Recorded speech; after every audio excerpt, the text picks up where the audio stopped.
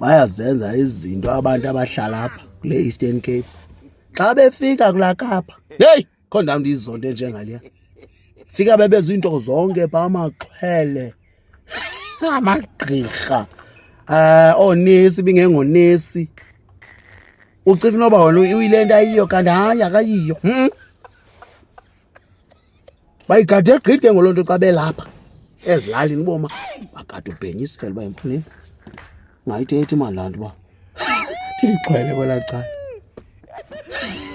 Wothuke zowudibana naye kulapha ebuliswa ngabamaziyo ngapha. Tata, molo tata unjani? Owu tata wamnceda umntanam. Uphilile laa mntana ngomatyhini. Elisela. Liligqirha umomo uyamayaza kwayena ngoba kaloku simazi ngoba usela kweli cala. Ubimfuyo yabantu ngapha ufike beligcwele ngaphaya. Yho! Into edibene neKapa. Yeyi.